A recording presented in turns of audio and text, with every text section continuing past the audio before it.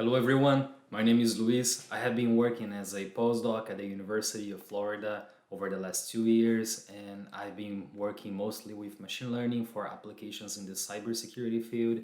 And before joining the UF, I was an assistant professor in Brazil, and I used to work with machine learning as well, but for applications in the biomedical field. So I'd like to start this presentation with a disclaimer. I'm probably bringing more questions than answers to this workshop. I'm sorry about that, but I think that's fine. I think that's why we are here to discuss this crazy but very important ideas related to the loyalty in machine learning AI solutions that we are developing and that will be developed in the near future. And I understand that the main question that we are focusing on this workshop is that one that I put in this slide, how we can make sure that these AR solutions, they are loyal, that they are acting on the user's best interest and not in someone else's best interest, for example. But I'd like to bring up a second question for us to think about that's very close to the first questions, the way I see it at least, which is okay, how can we make sure or how can we help people to perceive or to see the solutions that we are developing as being loyal, as acting on their best interest?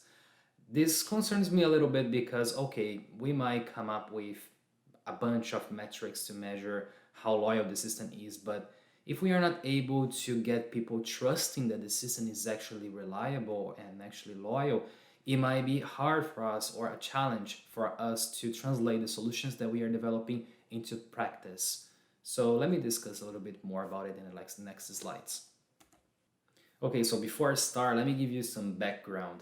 The first time I came across with this AI loyalty situation issue was during my PhD, and I want to share this story with you to make my point.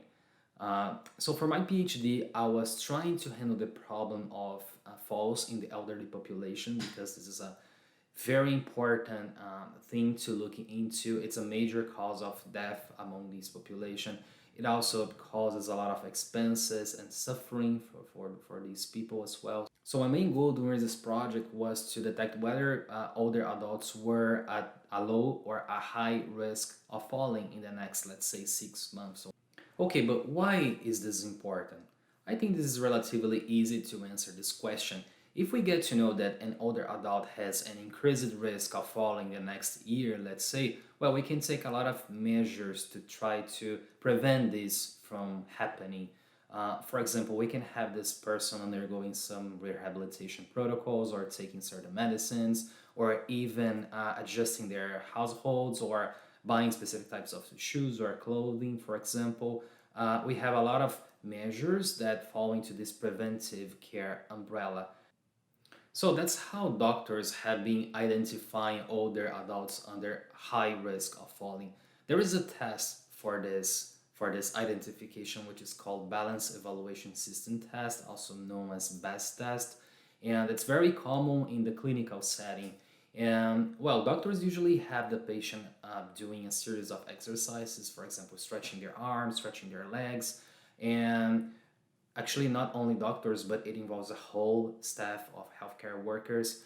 They are measuring how long does the patient take to do those movements and how well is the patient performing the exercises. And based on the results, the doctor is able to compute a score that says how likely, based on a threshold that they have, how likely is this person to fall in the next year, let's say. There are a few limitations about this procedure.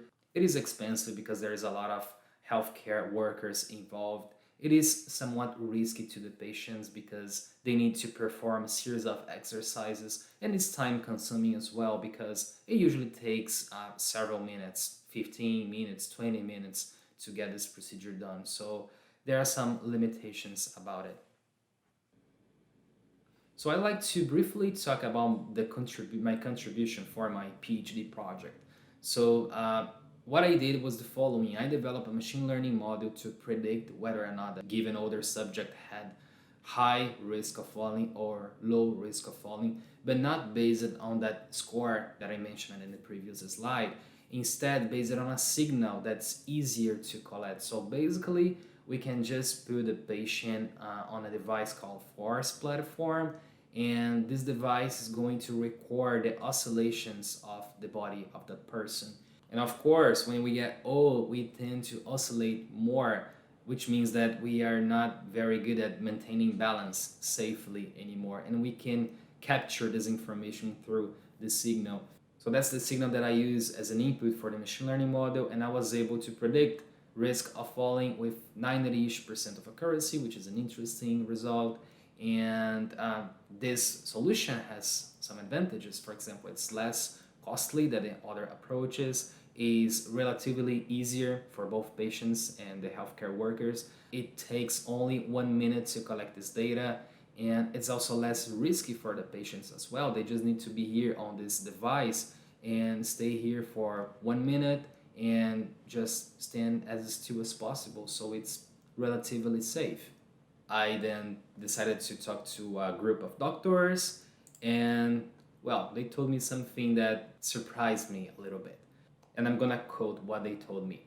One of the doctors told me, yeah, this solution looks great. I mean, it's interesting for patients and for doctors as well. But first question, how can I make sure that my patients will trust what this machine learning model says, based on this weird signal that they have no clue what it means, that they know nothing about it? So my patients are not gonna buy it. It's gonna be hard. And another doctor told me, Luis, preventive care is very challenging in this country, Brazil, because the patients usually think that doctors, we are trying to make money out of them by asking them to buy useless things, because they think that we are somehow connected to the manufacturer of those products. So they think they are making some money out of these recommendations, and they will probably not follow my recommendations unless I'm able to provide them with some concrete information, which happens in this case. Even though we have, of course, it is expensive, it is not easy to do, it's somewhat boring for the patients, but they can feel that, well, I'm not doing this exercise very well, it's taking a while, I feel that I'm rusty, I think that things are not going well. So the patient trusts more this information when it's based on this physical test, this procedure. It's more compared to blood work, for example, when you have the score and you have the threshold and you can compare things. So it's somewhat comparable to the situation here, when you have the person doing the exercise and feeling the result. It is different from the situation where you have only this picture collected from a single minute, and then based on a machine learning model, a magic model, the model is going to tell the patient, well, you have high risk of falling, so that you have to do this, and that. It's going to be very hard for these people to understand what this means, and they will probably not follow doctor's advice. All right, so how can we potentially handle this particular scenario? That's a conversation that I had with this group of doctors, and we discussed that maybe white box machine learning models would be the best solution, because we can have a better understanding of the features, what features are more relevant to the process, and we can also try to use these features as clinical indicators and have thresholds for these features that the doctor can use to discuss with the patients about their conditions, something more similar to a blood work, for example. So I have an example in the screen. Let's say that we have this signal, this oscillation of someone in this device, the Force platform, and we could try to establish, for example, a safety circle. Let's say that this is the safety circle, and if the trajectories are all within the circle, this means that the patient is fine, is not likely to fall in the near future. However, in this case, given that we have part of the trajectories outside of the circle, this means that the patient is not safe, the patient is not able to maintain balance safely, and they are likely to fall. So that's more concrete evidence. That's a better way to present this result to the patient and to make sure that the patient will trust what this model is saying. So it's important to provide these kind of evidence to the patient, especially when you're talking about preventive care.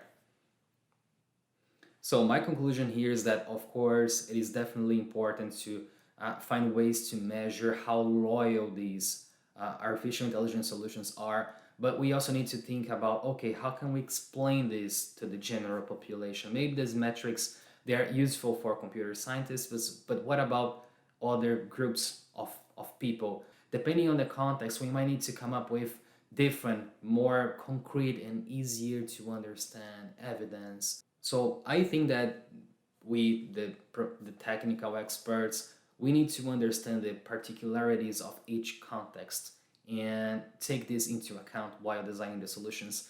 Also, this requires collaborative work with people with different backgrounds, and we need to combine the ideas.